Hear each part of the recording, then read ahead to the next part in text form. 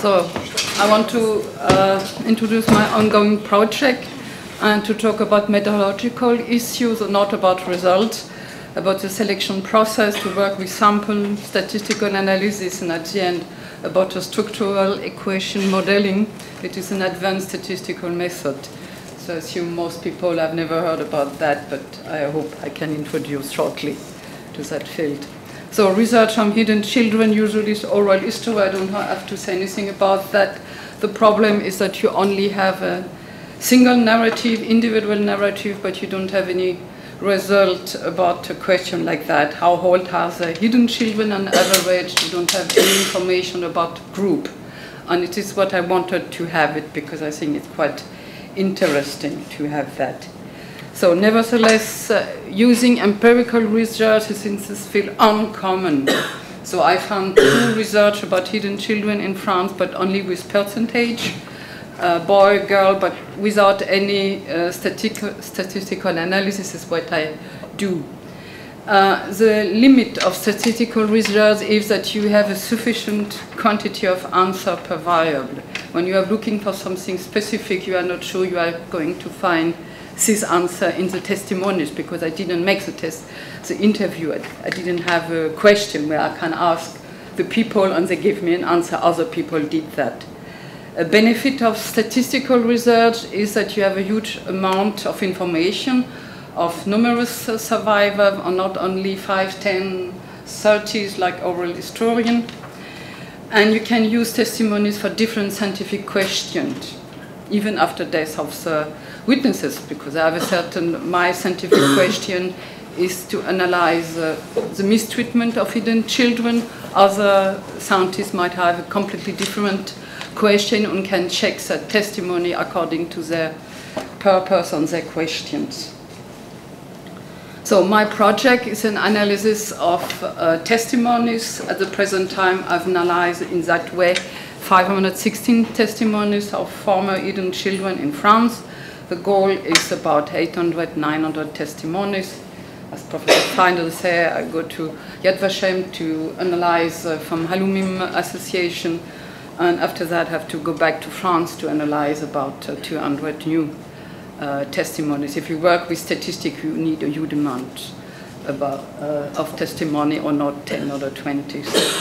The goal of this project is to have no result on hidden children by means of more data and another different method of investigation, not only oral history, but the statistical method, the way I do. And my specific interest in investigation of possible factors influencing the mistreatment of hidden children by means of the structural equation modeling. It's a very advanced method. I'm going to show at the end of the presentation what kind of method. With influence factor, I want to be able to say if some factor occurs, it was likely that children was mistreated, but not in the case if, then it wouldn't be possible, only likely. So the end of the project is 217, so about 2 years till I finish, because it takes a lot of time to analyze these testimonies. So the problem when you have, we work with statistics, you know the statistical population, and the question is which statistical population we sample you have when you work with hidden children. You have 2 possibilities. The first possibility is the estimated total number of hidden children in France, above 12,000 till 60,000 is an estimation, or a calculate number of survivors about 10,000. So I choose calculate number of survivors, because about the estimated number of hidden children we don't know anything. You can't ask a murderer children. So, and the second reason is that you cannot assume that you have a random reduction of both number. We know from the research that a boy had a higher risk to be deported than girls. That means higher risk to be dead. And testimony, you have a change in from the World War II till the 90s. You get more and more testimony from women. So that means you have a different a change So it is what I have as a statistical population. The second problem is what kind of sample you have, if you have a random sample or not. The size of sample is for statistical analysis is less important than the formation. With formation, I mean if each individual, that in each hidden child is chosen randomly and entirely by chance. So, and it's not the case, because testimonies are made by some people who decide to make a testimony to give an interview. So it's not representative or don't represent all the hidden children. So, and the problem, a random sample is always a prerequisite for generalization. And of course, if you work with a sample, you do that because it's easier, it's smaller. But you want to generalize your result on all the statistical population. So as a problem, testimony are not a random sample, because a lot of people never give testimony, so it's only a certain kind of people who give this information. A lot of people didn't know that we could have given a testimony because they live in a country where no testimony were gathered. So, and it's really important if you want to work statistically. So the analysis is you have to make a codification of the variables. That means country, France number 1, Poland number 2, Germany number 3, something like that. Male number 1, woman number 2. So you give some number, and of course it's possible and permitted to transform qualitative data into numerical data. It's very easy if you have hard work, like birth of place or age or something like that. You give a number for each answer. It's very difficult if you have attitude of opinion. As a matter of fact, you can really do that, because to encode attitude opinion is always an interpretation necessary, and an interpretation is always or very often individual. So some other people say, oh, I don't agree with your interpretation. If you have something like profession of foster parents or a profession of parents, is something in the middle, because you have to make some category, and a category of course is an interpretation. And about treatment in hidden place is of course an interpretation, and I'm going to explain you later how I define a mistreatment in hidden places. So if you do some statistical analysis of testimony, you need an IT solution.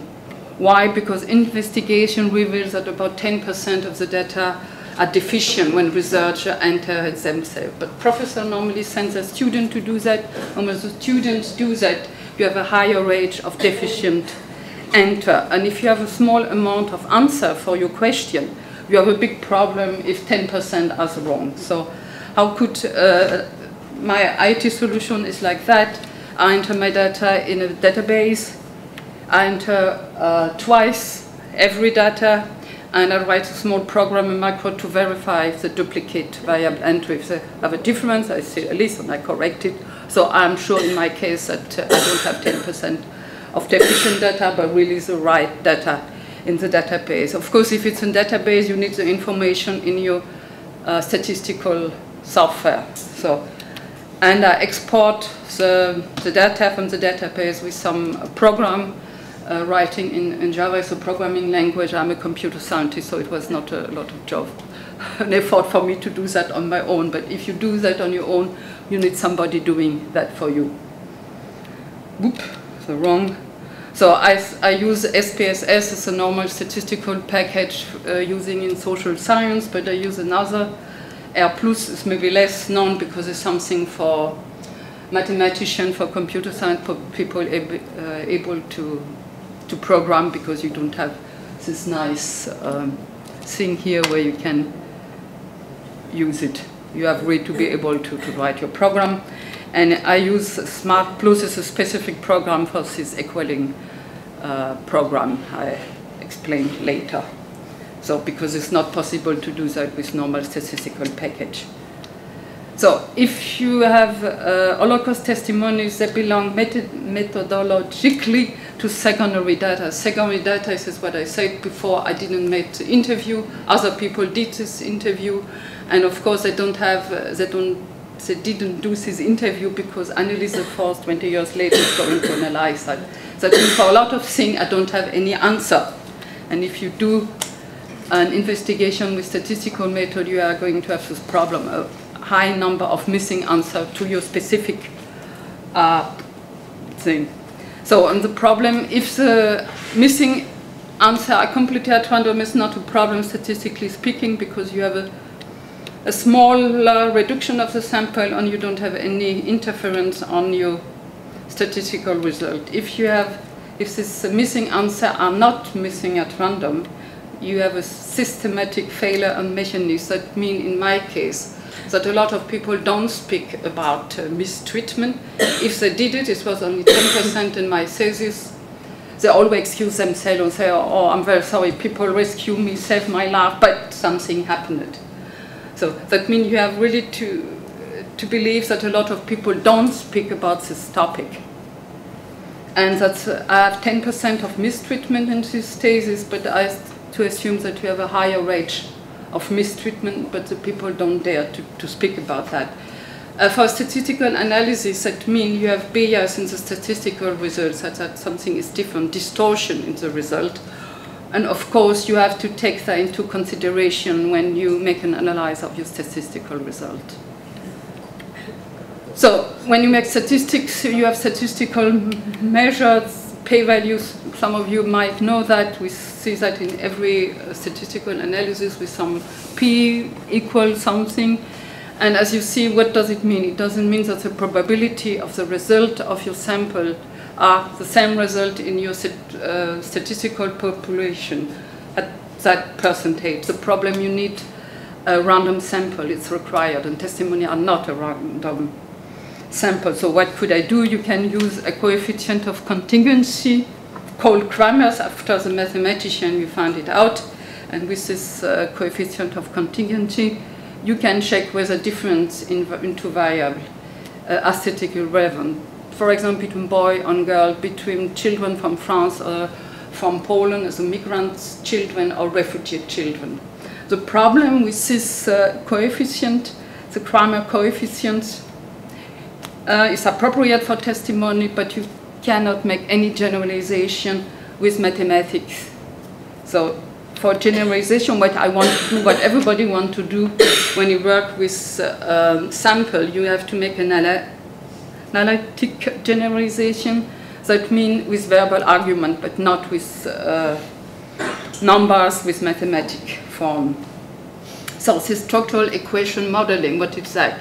First, mistreatment in children, hidden place, how to encode that. Is a review the anti-information of the hidden children, is information about severe physical, mental abuse, sexual abuse, severe form of anti-Semitism are seen as a mistreatment, but not Christianization such as baptism, because Jewish research sees that problem differently from Catholic research. And mistreatment, we have to see that as an objective and of course a subjective level. If you feel mistreated, of is really an objective mistreatment.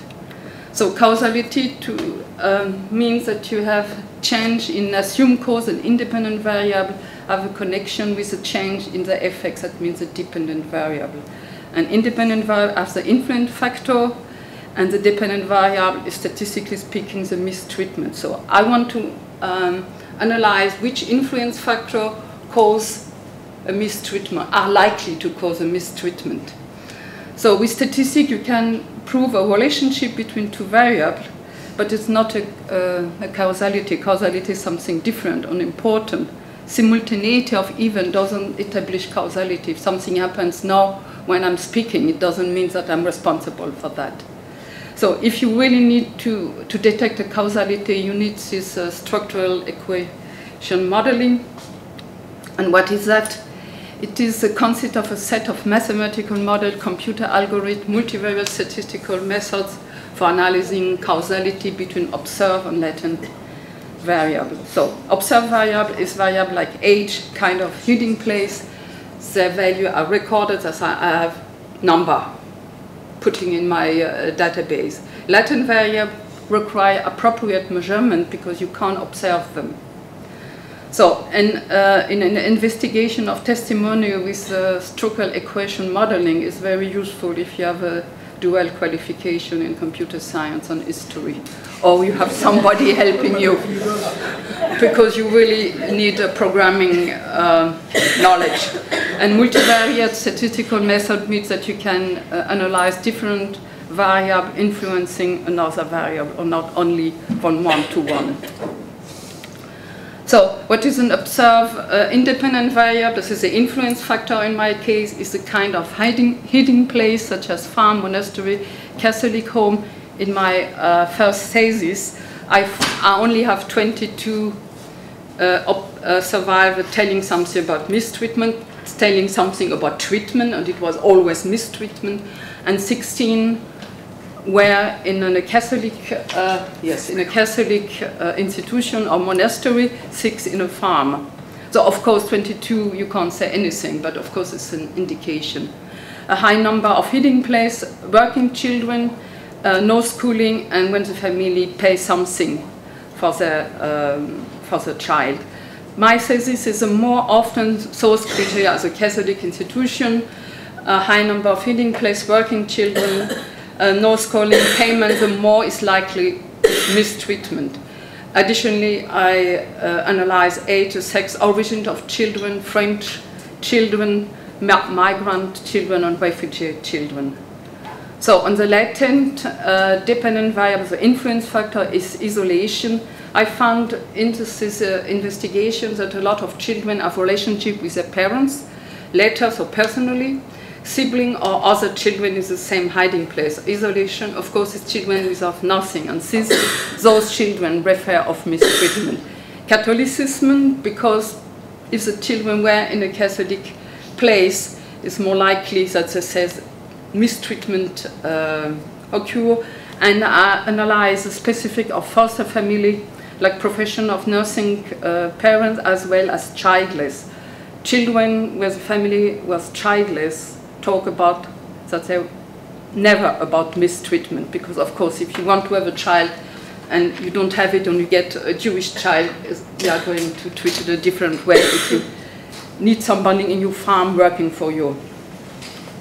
So, and now I come to my last slide, the benefit of use of this statistical method. If you have a traditional statistical method, you always have a problem of multicollinearity. I know it was a difficult word. It means that different variables are connected together statistically. Here's, for example, schooling and work. If a child works, he couldn't go to school. So, and they are highly correlated. And the problem is this multicollinearity leads to distortion in a regression analysis or in a correlation. Because you have spurious correlations, that means you have correlation where statistically high, but nonsense, with, for example, between storks and number of born child as a child. So there's nothing, no relationship, but statistically it's very high. So, and of course you have the same problem when you analyze the testimonies. This SAM offers the path coefficients. This path coefficient make possible to cope with this multicollinearity problem, that you don't have this distortion in the result because you have a worth for each of these variable. And for me, the advantage to use, or the benefit to use this method, a statistical method, is that you could incorporate unobserved construct like the latent variable, or not only variable where we have a result like age, kind of hidden places. So now I want to finish with a general sentence. When I explain I work on mistreatment of hidden children, some people are very upset about that because they say foster parent, all those people who rescue children, I can't say something bad about those people. Of course, not all the people, or not mistreatment, didn't happen everywhere. But it happened. And I think 70 years after the war, after the Holocaust, the time, I think, is now that we should talk about that because it's part of the truth. It's only a small part of the truth, but I think it's important to make some research on that. And I'm very conscious that most people treated hidden children very well, but such a thing happened. Thank you very much. Thank you very much.